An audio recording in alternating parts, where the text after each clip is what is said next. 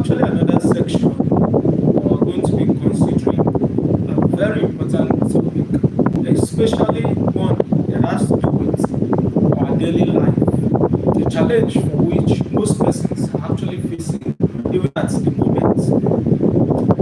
It's very important we discuss about issues like stress because along the course of the hustle and bustle of our fast-moving world, trying to catch up with the daily life activities, it's important that one calms down, take a moment, and ensure that his or her health is actually intact. Okay. Now, stress is one major challenge that most persons are even undergoing without even knowing. The extremes of stress can manifest with serious and severe mental challenges.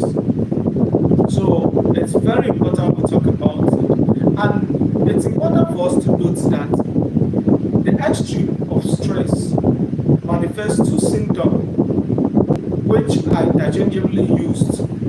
It's called either neurasthenia or burnout syndrome. The both of them are actually psychological conditions.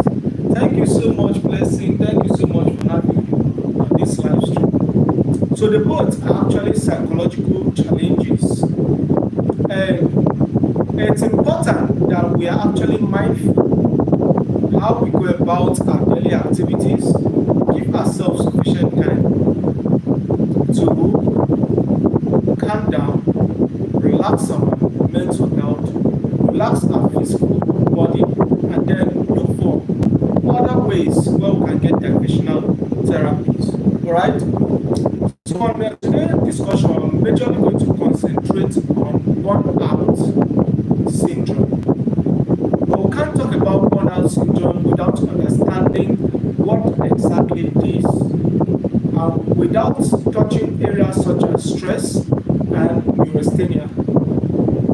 So stress is actually the origin of both neurasthenia and burnout syndrome.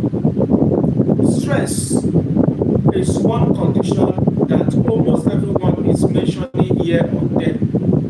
Stress can be seen as in form of mental stress, physiological stress, physical stress, even financial stress. Everybody have one stress or the other they could attest to. They are actually stressing out their life. So, what exactly is stress?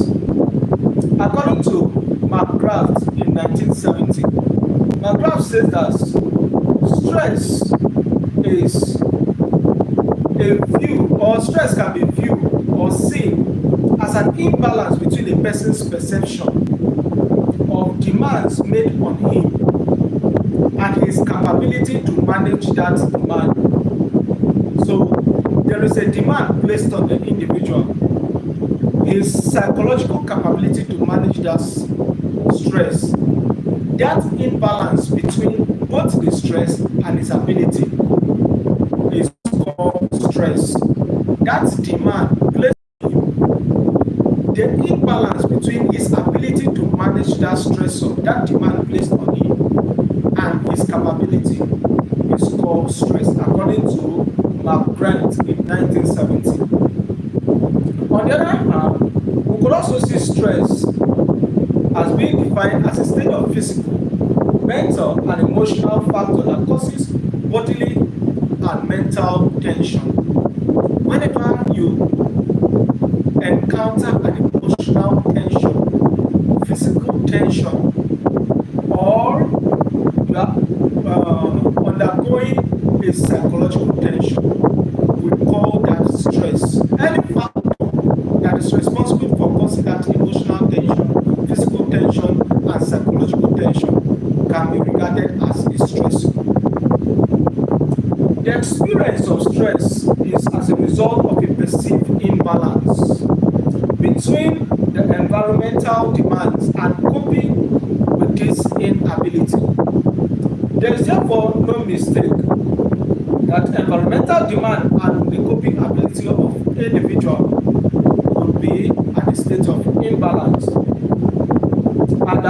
Stress is a severe state of physical, psychological tension, always present in the person as a result of one living. So what we're trying to say is that as long as you're alive, as long as you're moving on this earth, one thing or the other is actually going to stress you. One thing or the other is actually going to stress you. So having understood that, the imbalance that results from the daily demands that are placed on you and your ability to manage that demand is regarded as stress or tension that is produced by an emotional stressor, physical stressor, or a psychological or mental stressor, which is being called stress, right? Having understood this, it's important we consider the stages that stress takes. This will help us understand when we talk about burnout and then neurasthenia. Stress, in a nutshell, can be categorized into three different stages. Like the first one called the alarm stage. In this alarm stage, it's just a warning when you have this psychological perception that there seems a demand placed on you. For instance, you have an interview to attend. Say the interviewer phoned you or called you that come, you have been enrolled for interview tomorrow morning. You see, in that state, it is quite impromptu, especially maybe it's something you have long been waiting for. Let's say that employment opportunity is something you have been waiting for and you want to prepare very well. But because the time frame given for you to prepare is not enough, that can stress you out psychologically. So, say you have a school demand and then the time frame to raise the financial requirement to meet up that school demand is small. It can actually cause a psychological and even a physical stress on you. So that's very state where you perceive that this thing is beyond my physical capability, my financial capability, and the rest is actually called warning stage. If this stressor is still present, the second stage can come up, which is called the resistance stage. In the resistance stage, the individual is trying his or own ability, okay, doing everything possible to manage this stress. Where if the normal of managing the stress in terms of the resources are not enough, you could employ emotional defense mechanism where you now play down on the stressor, overlook the stressor, or rationalize or justify it. But when this stressor is still present and is mounting more pressure on the individual, it can lead to the third stage, which is called the exhaustion stage. And it is in this exhaustion stage, in its prolonged form, is where we now have things like neurasthenia and the burnout syndrome. So when the body cannot cope, it is characterized by extreme nervousness, irritability, severe panic, and other symptoms in its different magnitude. That is the third stage called the exhaustion stage. Now this exhaustion stage is what will take us onto neurasthenia. Now, okay, in those days when mental health or psychiatry was still in its infantile stage, the severe form of stress was actually called neurasthenia. So it's actually an old psychiatric term, which is simply put a state of physical and mental exhaustion. At any point when you are physically exhausted, mentally exhausted, it is called neurasthenia. It is called neurasthenia. Neurasthenia spelled as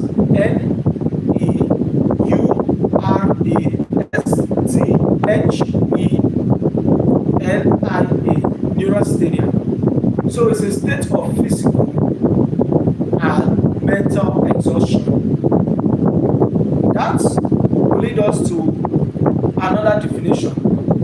Neurasthenia can be defined as a psychological disorder caused by chronic fatigue and weakness, loss of memory, and general aches and pains.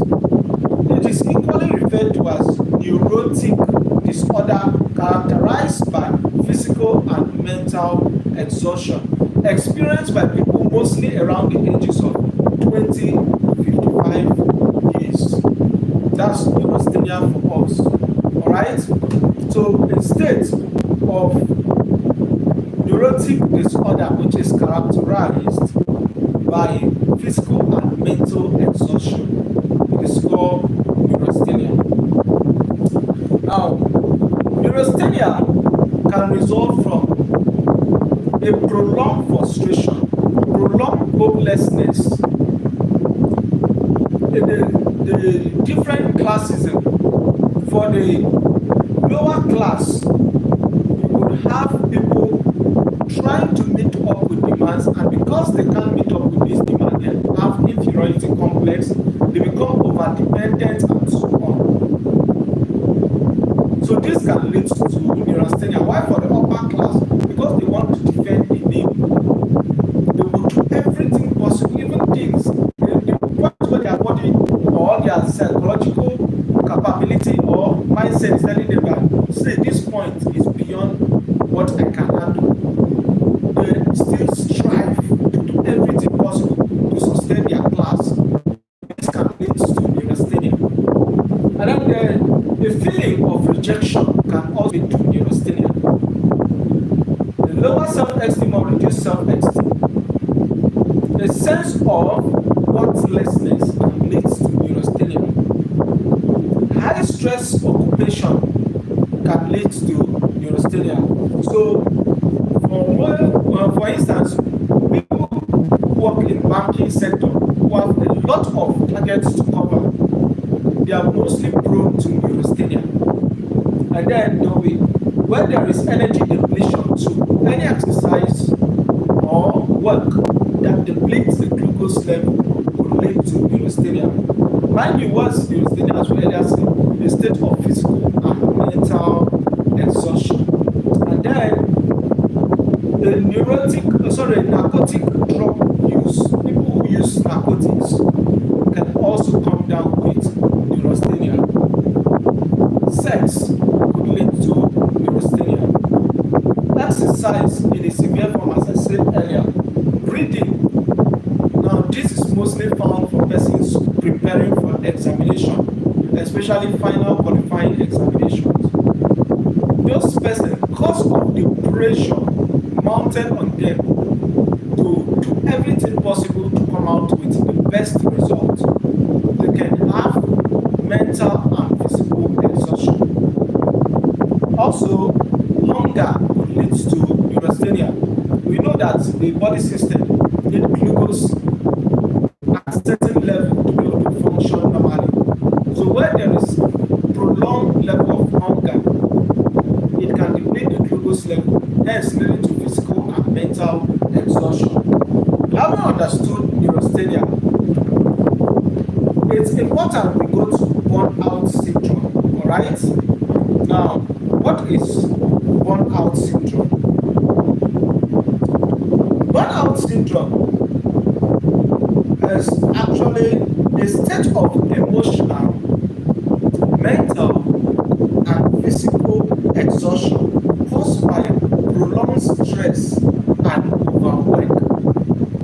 Prolonged work and overstress. Any of them, we are talking about burnout syndrome. Now, see the difference between burnout syndrome and neurasthenia. They can be used interchangeably, except that in burnout syndrome,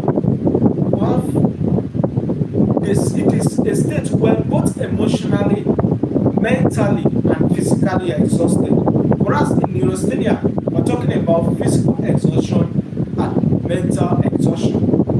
That's just a slight difference. Alright? Now, what is another difference said is used in the past, it's dated already, whereas burnout syndrome is used in modern times. Now, let me refer to another difference which will help us out for this discussion. While often discussed in similar content, neurasthenia is historical diagnosis, essentially a weak nerve condition, mostly traceable to a nerve that is weaker, right? And while burnout is more modern in description, it is work-related in nature, okay? Work-related psychological syndrome characterized by exhaustion, cynicism, and reduced efficacy. That is burnout syndrome. In terms of historical context, neurasthenia is coined by American neurologist George Beard in the 19th century, who described it as a condition characterized by fatigue, weakness, and a general sense of nervous exhaustion. Symptoms of neurasthenia include a wide range of symptoms such as fatigue, headaches, digestive issues, irritability, and sleep disturbances, often attributed to weak nerves. All of these are attributed to weak nerve, where the individual is having extreme fatigue, weakness, headache, digestive issues, and irritability. That is resulting from a weak nerve. It's actually attributed to neurasthenia. Whereas for burnout syndrome, now it's also important to know that ICD-10 carries neurasthenia, but DSM-5 do not recognize neurasthenia as a diagnosis, whereas ICD-11 recognize burnout syndrome. Alright? So burnout syndrome is more recent. That's what we're trying to say in essence. So what are we talking about? Burnout syndrome, alright, is a psychological syndrome emerging as a prolonged response to chronic interpersonal stressors on the job. Symptoms that characterize burnout syndrome include feeling of emotional exhaustion, cynicism, and reduced professional efficacy. So the individual can manifest a state of apathy, a state of reduced professional efficacy. You see that the individual is not functioning optimally in terms of his work, and it is work or job related in nature. The stressor is mostly work related when we talk about burnout syndrome, and the impact on the individual job performance and well-being is mostly noticeable. It is actually recognized in terms of burnout, is recognized in the modern age as a workplace phenomenon. Though it's not a formal mental health diagnosis in DSM-5, but ICD-11 actually recognizes it as a sin. That will take us now to, as we have understood now, the difference between the both of them. Alright? Just for a recap before I go to the next stage, where I talk about the different causes, summary causes for both of them. Neurasthenia is a condition characterized by chronic fatigue, weakness, and nervous exhaustion. It was first described in the late 19th century, as I said, by the person I earlier mentioned. If you can recall, I mentioned George Beard, who is a neurologist, who was tracing it to a weak nerve. Alright? So, neurasthenia now is characterized by the various symptoms such as chronic fatigue and weakness. We have headache and muscle aches. The individual will have muscle aches. All his muscle joints will be paining the individual, alright? Or will be aching the individual. Now we have headaches and muscle ache, as I've said, insomnia and sleep disturbances. Most of them have issue with sleep. They can't sleep very well. They will tell you that I'm not having a sound sleep. So we also have irritability and mood swings. For a couple of them, they have issues with their mood. Their mood can easily swing from one end to the other. Difficult concentrating and making decisions is seen in neurasthenia. Now, what is then burnout syndrome in terms of in summary? Burnout syndrome is a state of emotional, mental, and physical exhaustion caused by prolonged stress and overwork. So then, here when we talk about burnout syndrome, we're talking about prolonged work and then overworking. That's burnout syndrome. It's most attributed to work. Now, it was first described in the 1970s. Remember I said neurasthenia was described or discussed in late 19th century. Whereas in the aspect of burnout syndrome was first discussed in 1970s. And it's often referred to as a compassion fatigue. That's another name for burnout syndrome. Compassion fatigue. We say that the symptoms include chronic fatigue and exhaustion. Thank you everyone. Thank you for connecting. If you're just connecting, please do well to give this live stream a thumbs up. And on this very live stream, we're discussing on burnout syndrome and neurasthenia, which are actually rooting from stress. Alright? So we have considered stress. We have talked about what stress actually is, and then where the terminal stage of stress can manifest in form of neurasthenia or burnout syndrome. And we are saying that neurasthenia is a state of mental and physical exhaustion, whereas burnout syndrome is mostly attributed to work-related stress that is actually prolonged in nature, and then there is issue of overworking. Alright? So now, when I have the following symptoms that tell us that this individual is actually having or suffering from burnout. We have a chronic fatigue and exhaustion, cynicism and detachment from work and others. What about cynicism? It simply means the individual, nothing really motivates him or her. He's actually suspicious of people. He's suspicious of people. He's not motivated by anything. So, cynicism and detachment from work and others.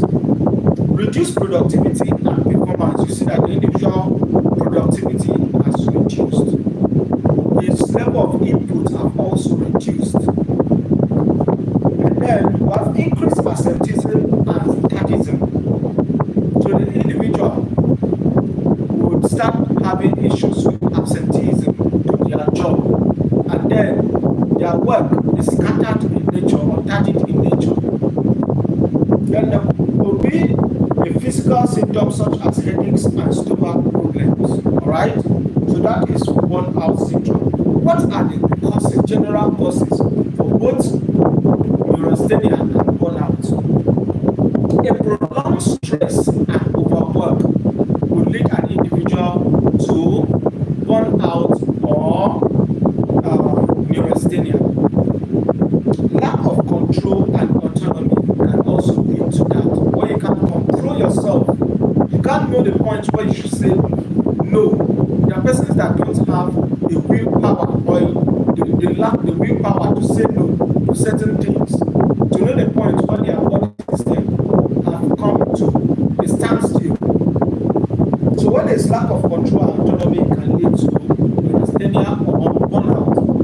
Poor work-life balance, where you can't balance your work life, your family life, your religious life, and your personal life.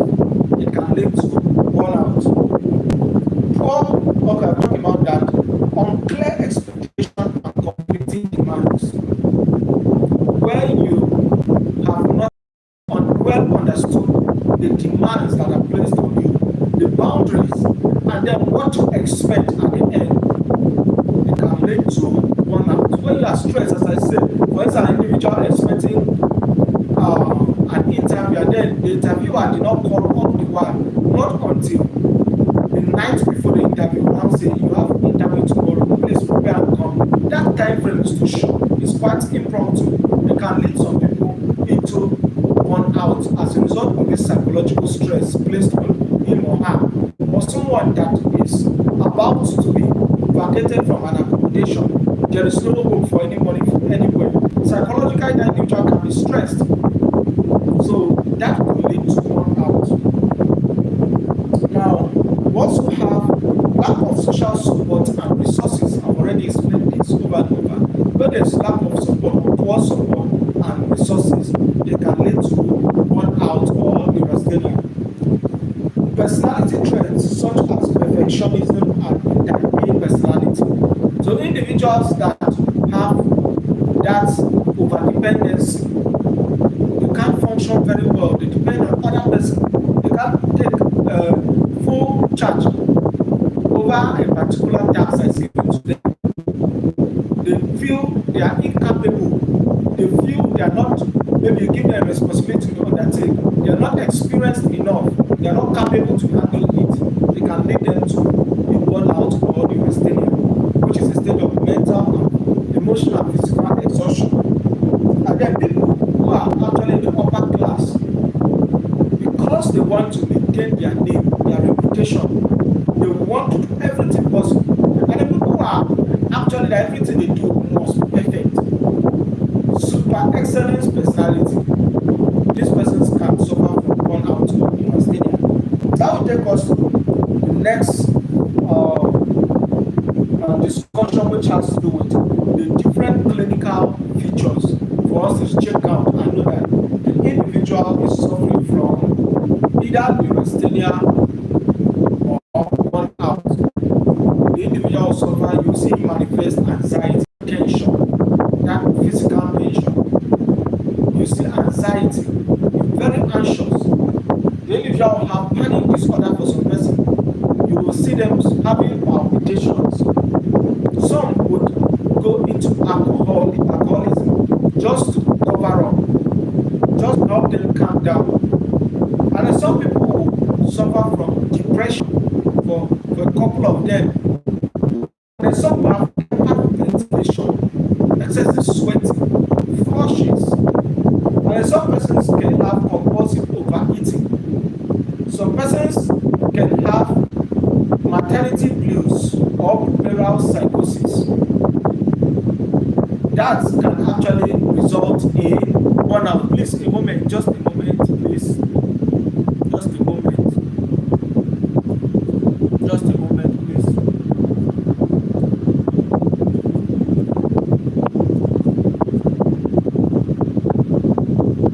Just a moment, I'm almost done.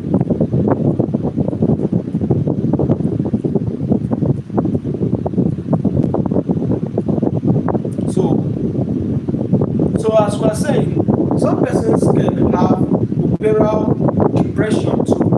When we talk about puerperal psychosis or puerperal depression, it's talking about depression that happens around the phase of pregnancy. The phase of pregnancy.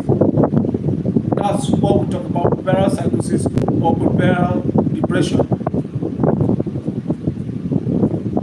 A moment, please.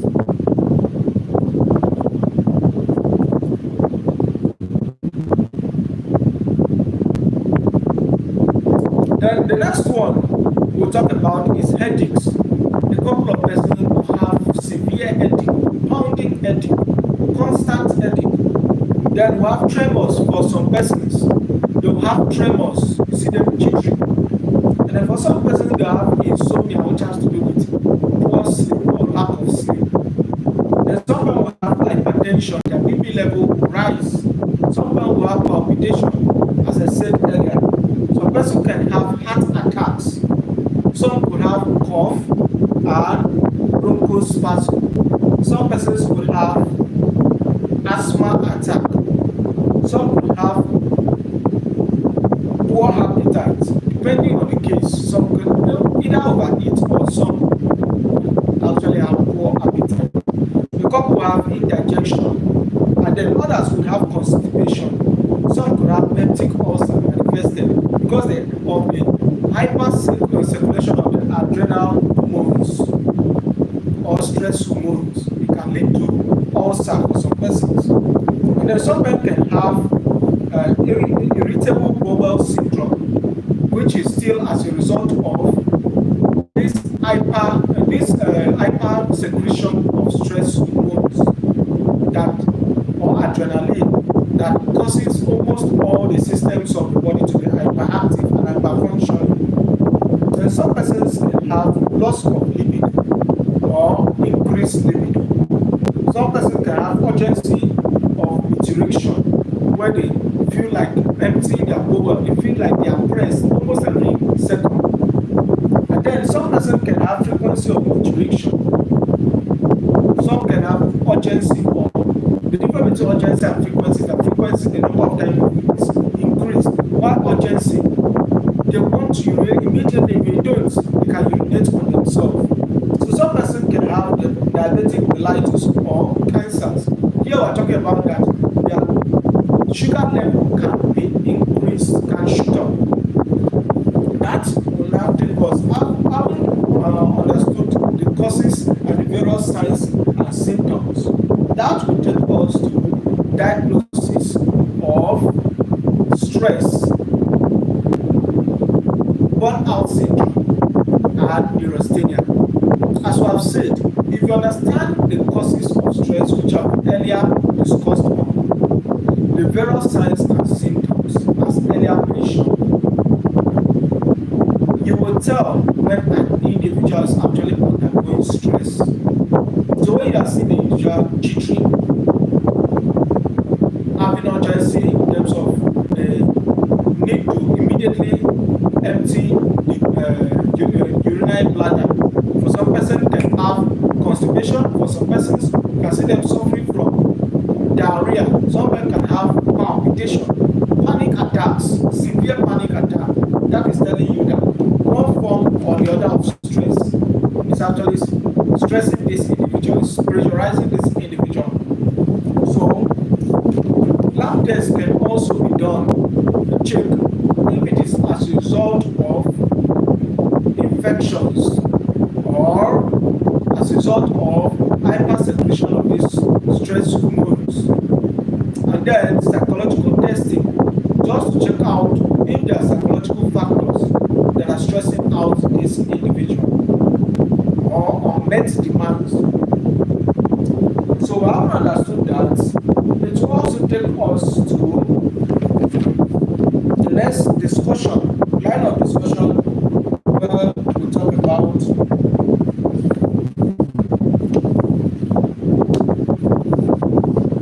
just to trace a bit on the aspect of the diagnosis for stress.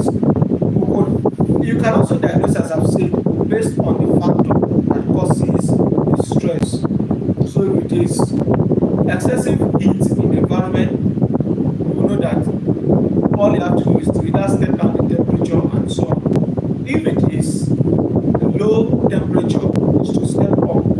And then if it has to do with toxins and so on, because I said narcotics can actually stress out this individual. You remember when I was talking about it earlier as one of the causes. So you know how to manage it. Viruses, bacterial infection, parasites, and so on, they can actually lead to distresses. Psychological as anticipated marriage or death.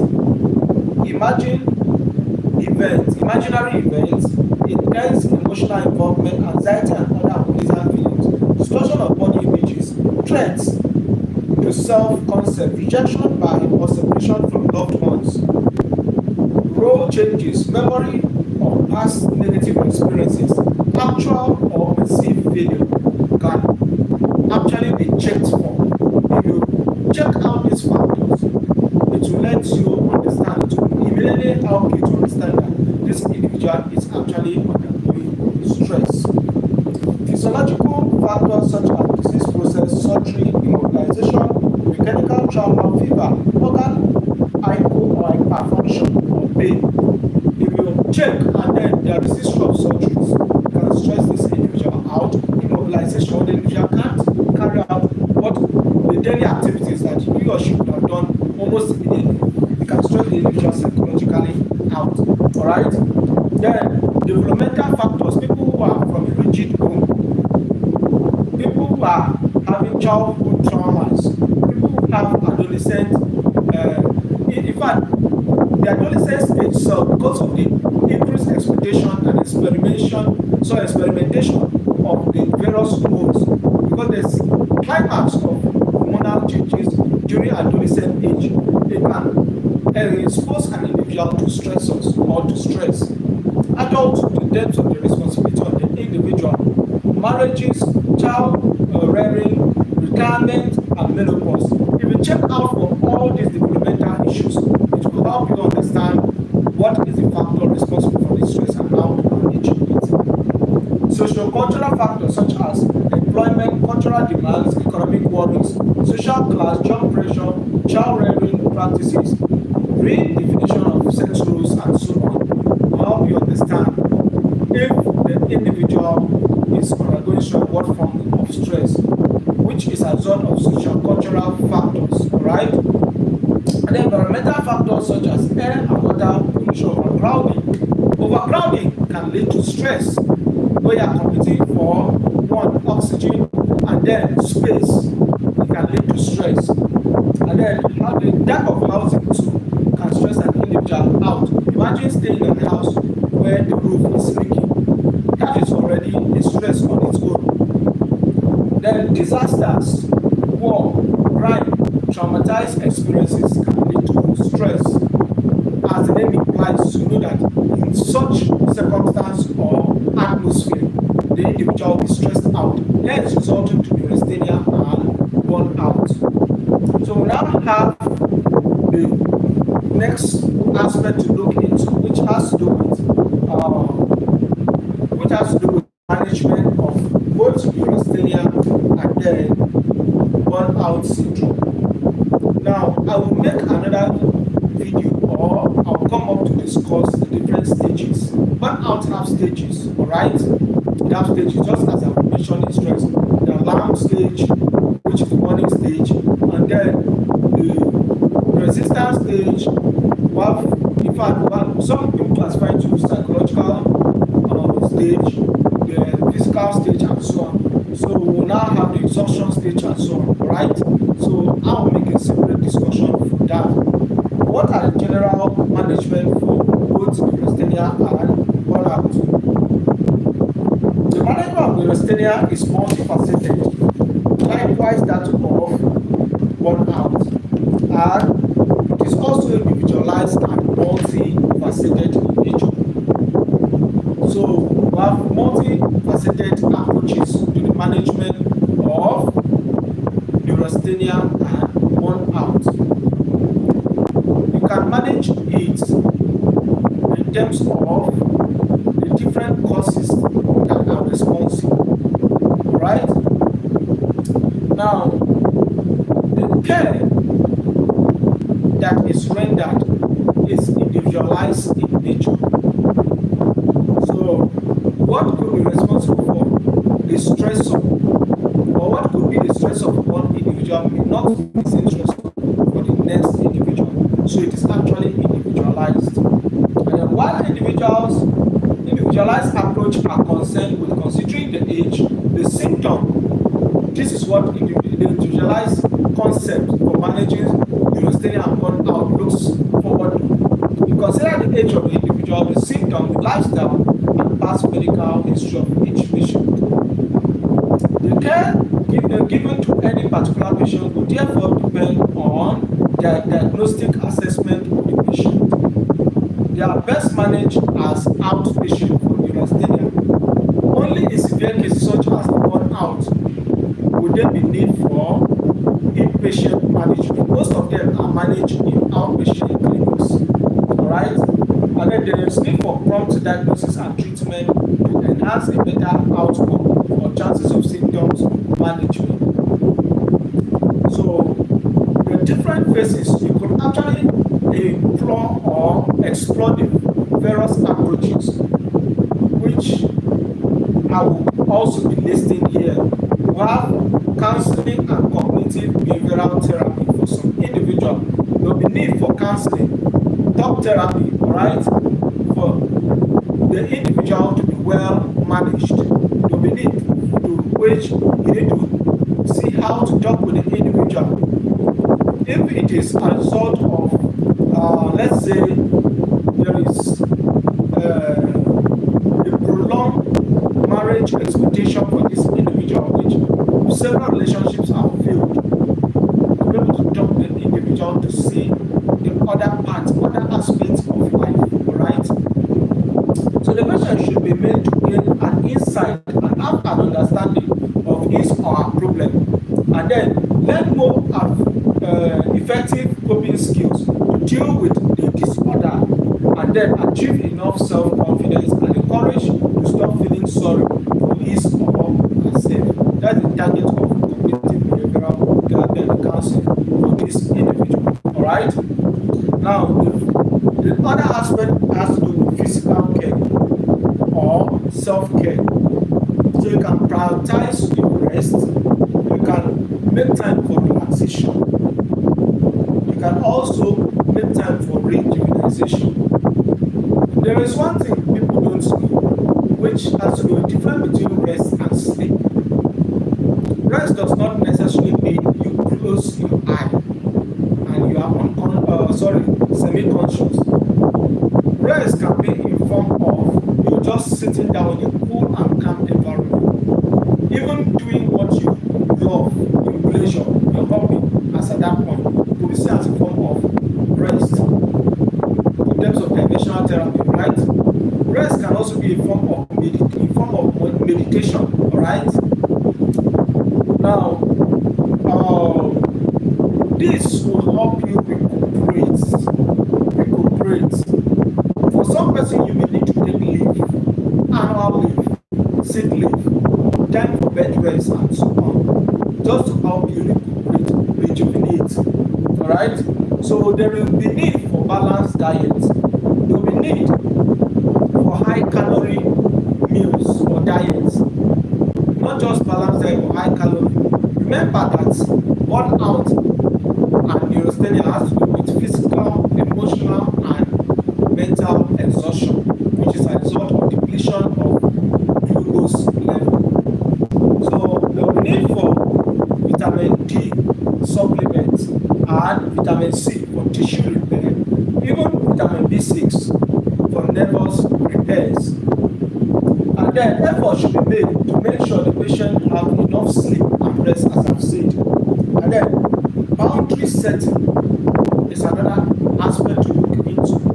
You establish a clear limit and learn to say no when it is necessary. When you see your abilities or your capability that no longer carry you, learn to say no in certain things instead of exhausting yourself trying to please other persons. And then time management, you prioritize your tasks. There are tasks that need to be dedicated to other persons. Delegate responsibility and take regular breaks when needed. It's not everything you must do. It's not every time you must be charged of all trade. So delegate responsibility at some time or at some point. Alright? Then the next one we need to consider is social support. We need to build a support network of friends, family, and colleagues.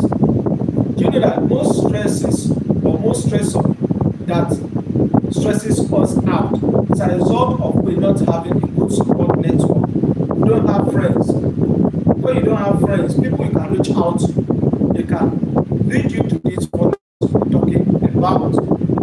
Because when these life stressors come to you, you will not have people to talk over to. You don't have persons to talk to. Alright? It can lead you to burn out. The next one to consider is the aspect of seeking professional help. You consult with a mental health professional for guidance and support. It is very necessary you consult for guidance and support. And then there will be need for chemotherapy. They may need antidepressants, especially where their clinical features are depressive in nature, right? And then for some people, they need anti-anxiety or anxiolytics just to calm them down. For those people that have panic attacks, all right, they will need to give them relaxants or anxiolytics. Then for some person, they will need for non-steroidal anti-inflammatory, especially when there is those ache, right? When there is those joint pains, there will be need for them to take pain relief, right? And then don't be need for short-acting barbiturate, which we're talking about the anxiolytics and relaxants. Don't be need for some kind of sedative, especially when they are sleep disturbance. All these are done in the hospital or by the trained clinicians when you meet someone who is trained in this field. So we're not talking about you self-medicating, we're talking about you reaching out for professional help or aid. So we have electroconvulsive therapy for some persons, especially where it leads to severe depression. So electroconvulsive therapy should be administered if depressive symptoms are predominant. And then recreational therapy for some persons. We medically recommend exercise program for activity, but not leading to fatigue. So for instance, yoga, healing touch, and then massage therapy. For some persons, you may need massage. So some persons may just be time for yoga and so on. We're not talking about exercises that will stress you out, rather exercises that are mild in nature and diversional in nature. Alright? So there will be need for mindfulness and relaxation technique. Practice mindfulness, meditation, and deep breathing exercises to be necessary. This will help you effectively manage burnout, neurasthenia, and the rest. So how do we now prevent neurasthenia and burnout syndrome? How do we prevent it? Remember I was saying neurasthenia is the complicated form, the chronic form of stress. And burnout syndrome is a chronic form of work-related stress. Alright? How do you prevent it? One, you flee from what excites or irritates your nervous system. If you're already suffering from it and you are undergoing management, or if you are not having anything that will stress out your mental health. Remember I talked about narcotics, for example. Those are for persons that use substance. It can result in physical, emotional, and mental exhaustion. So you flee away from it. Alternate work, pleasant rest, and pleasure. To have time, have a well-structured schedule that incorporates rest, that incorporates time for exercise and recreation. Enjoy yourself wholesomely. Work moderately. Do not criticize anyone. Do not criticize anyone. Have an open mind towards people. And then try to see the best in all human beings. This will help you prevent burnout. Alright? By way of conclusion, neurasthenia and burnout syndrome are serious conditions that can have a significant impact on our daily life. By understanding the cause, symptoms, and strategies for recovery, can take steps to prevent and manage these conditions. Remember, taking care of yourself is essential to maintaining your physical, emotional, and mental well-being. What are the call to action or the action point for my viewers today? You that is listening to this, you that is hearing this, you that is playing this video at this point, you that is connected to this live stream, you have to take a serious self-care assessment and prioritize your own needs. It's not every demand you must meet at the same time. I'm going to talk about goal setting at some point. How to effectively set goals so that you are not stressed out and you know what to do per time. This at a greater extent will save you or will help you recover out of burnout or save you from burnout. Alright? How to schedule access, especially for persons who are working, who have family responsibilities, school expectations, and so on. Then seek support from friends, family, or a mental health professional where need be. You are not an island. In fact, most persons that end up with this burnout or neurasthenia are actually persons who don't reach out to people for support. So seek support from friends, family, and mental health professionals. Practice mindfulness and relaxation techniques to reduce stress and increase resilience.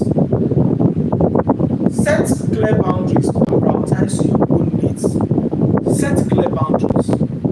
When you see that someone is encroaching into your space, encroaching into your personal life, your personal time, your time for your religious activity, your time for your family life, your time for personal activities and recreation, set boundaries. Learn to be assertive. Know the point where you need to say no and be emphatic about it.